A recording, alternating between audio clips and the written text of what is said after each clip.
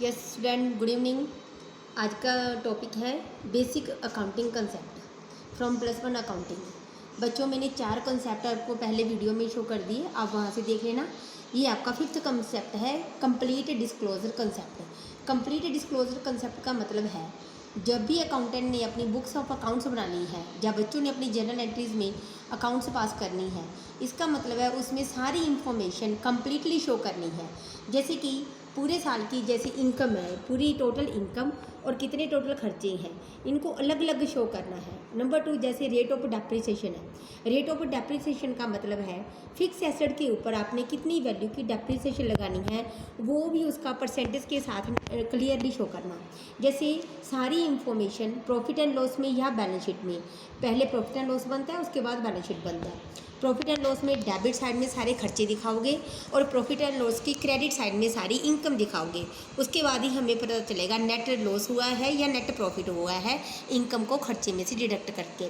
और अगर आपने कोई भी इंफॉर्मेशन बैलेंस शीट में लिखनी है, कोई भी लायबिलिटी या एसेट्स है, तो उसको भी क्लियर कट पोजीशन लिखनी है। लायबिलिटी साइड टोटल लायबिलिटीज़ कितनी है और एसेट साइड, एसेट मतलब टोटल बिजनेस की एसेट, चाहे वो फिक्स एसेट है, प्लांट, मशीनरी, फर्नीचर, बिल्डिंग, चाहे वो हमारा स्टॉक है, चाहे किसी से पैसे लेने हैं, सारी इन्फॉर्मेशन आपने अपने बुक्स ऑफ अकाउंट के अंदर नीट एंड क्लीन शो करनी है, उससे अच्छी तरह रिजल्ट निकल सके। इसके बाद total income will be show income side and expenses will be show in the expenses side instead of showing it net amount. इसका मतलब ये है आपने पूरी नेट अमाउंट नहीं शो करनी। इनकम साइड, जैसे कि मैंने पहले ही बताया है, प्रॉफिट एंड लॉस के डेबिट साइड सारे खर्चे आएंगे और प्रॉफिट एंड लॉस की क्रेडिट साइड सारी इनकम आएंगी, उसके बाद ही रिजल्ट निकलेगा। इसका मतलब है complete disclosure concept. It's means सारी इंफॉर्मेशन अकाउंट्स में, चाहे आप प्रॉफिट एंड लॉस अकाउंट बनाओगे, चाहे ट्रेडिंग अकाउंट बनानी है, चाहे कोई बैलेंस शीट फाइनेंशियल स्टेटमेंट बनानी है, उसके अंदर जो भी लिखना है वो क्लियरली लिखना है विदाउट एनी हिडन इन्फॉर्मेशन। अगर कोई इन्फॉर्मेशन हाइड करनी है तो हाइड रखी जाएगी। Number 2, matching concept. Matching concept जैसे नेम से ही क्लियर होता है, मैच करना। किसको मैच करना? इनकम और एक्सपेंसेस को। पूरे साल की एक्सपेंसेस को इनकम के साथ मैच करना, फिर ही हमें पता चलता है साल में प्रॉफिट है या लॉस है। जैसे every year revenue means income and cost incurred to earn that revenue. उस रेवेन्यू कमाने के लिए, इनकम कमाने के लिए जो जो भी आपने खर्चा किया है, कोई प्लांट लगाई है, मशीनरी लगाई है, लेबर को चार्जेस दिए हैं, सैलरी दी है, स्टाफ को रॉ मटेरियल खरीदा है, गुड्स बनाने के लिए जो भी आपका खर्चा आया है, उसको अच्छी तरह रिकॉर्ड करना, उसको मैच करना proper. Number 1, all recognise revenue. इस रिकॉग्नाइज रेवेन्यू का मतलब है रेवेन्यू विच यू अर्नड। इसका मतलब मान लो आपने कोई क्रेडिट बेस पे गुड्स सोल्ड की है, तो वो रिकॉग्नाइज रेवेन्यू होगी, चाहे आपको जो पेमेंट है वो बाद में रिसीव हो। और इसके बाद profit and all recognise revenue are entered in the profit and loss credit side and all expenses whether it is paid or not pay. कोई भी खर्चा है एक साल का, चाहे आपने कैश पे कर दिया, चाहे बाद में पे करोगे, लेकिन वो खर्चा इनकर होना चाहिए, वो आपने सारा प्रॉफिट एंड लॉस के पूरा डिटेल लिखनी है। इसके बाद any advance payment will be show in the asset side. चाहे मान लो आपने कोई एडवांस पेमेंट की है, एडवांस पेमेंट जैसे मान लो आपने इंश्योरेंस पॉलिसी ले ली इकट्ठे 3 साल के लिए, आपने पूरी प्रीमियम भर दिया 30,000, तो एक साल की तो कितना हुआ 10,000। प्रॉफिट एंड लॉस की डेबिट साइड में तो सिर्फ 10,000 लिखना है, लेकिन बाकी का जो 20,000 बचा वो आपकी प्रॉपर्टी होगी, जो आने वाले टाइम के लिए आपने पहले पेमेंट कर दिया, तो वो बैलेंस शीट की एसेट साइड दिखानी है। वैल्यू ऑफ क्लोजिंग स्टॉक, जितना भी, what is closing stock? Closing stock का मतलब है साल के एंड में जितना अनसोल्ड गुड्स आपके पास पड़ा है।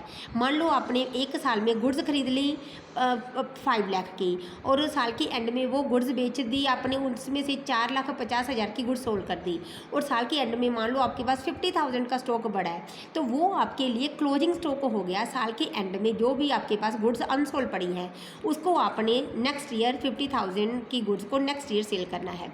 Income received in advance will be liability. इसका मतलब क्या है? क्या इनकम रिसीव्ड इन एडवांस? मान लो मेरे को किसी ने पहले एडवांस कमीशन दे दिया, लेकिन अभी तक मैंने उसका काम नहीं किया, तो ऐसी इनकम मेरे लिए एडवांस इनकम होगी, वो मेरी रिस्पॉन्सिबिलिटी होगी, वो मैंने लायबिलिटी साइड लिखनी है, वो मेरी रिस्पॉन्सिबिलिटी है। All revenue earn during the year receipt और not and all cost incurred paid और not will be show in the accounting record. ये वही पॉइंट है जो मैंने पहले डिस्कस किया था। एक साल की पूरी रेवेन्यू, पूरी इनकम इनकम, चाहे मैंने रिसीव कर ली चाहे नहीं रिसीव की, और 1 साल के पूरे खर्चे चाहे वो मैंने पे कर दिए चाहे नहीं पे किए, लेकिन होने चाहिए उसी साल के लिंक, उसी फाइनेंशियल ईयर से लिंक, वो मैंने उसी साल के दिखाना है। उसके बाद है third point, accrual concept. Accrual concept का मतलब है a transaction is recorded at the time when it takes place, not when the settlement takes place. इसका मतलब जब भी आपके पास जिस दिन ट्रांजेक्शन अगर हो जाए उसी दिन का रिकॉर्ड उसी दिन में लिखना है। इसका मतलब जैसे मान लो आपने गुड्स सेल की, उधार गुड्स सेल कर दी, या मान लो आपने परचेजिंग, क्योंकि सेल की एग्जांपल मैंने पहले ही ले ली थी, परचेज की लो, आपने मान लो गुड्स परचेज की है, वो क्रेडिट बेस पे की है, लेकिन उसकी पेमेंट मान लो आपने बाद में करनी है, तो जिस दिन आपने गुड्स परचेज की है उसी दिन का रिकॉर्ड उसी दिन ही लिखना है, ना कि उस दिन लिखोगे जिस दिन आपने पेमेंट की है। Number 2, assets liability. Asset mean property, चाहे land, labour, land, building, machinery, वो आपकी एसेट्स होगी, स्टॉक आपका एसेट्स हो गया। लायबिलिटी मीन्स आपने मान लो कोई बैंक का लोन देना है, वो लायबिलिटी होगी। क्रेडिटर्स हो गए आपके, जिसको आपने पेमेंट करनी है, या आपकी रेवेन्यू है, रेवेन्यू इसका मतलब रिकॉग्नाइज रेवेन्यू, जिस दिन वो अकर हुई है। कोई भी एक्सपेंसेस है, whether it paid or not paid, वो सारा अपने एक अकाउंट के अंदर लिखना है, तो आपका वो एक्रूअल कंसेप्ट बन गया।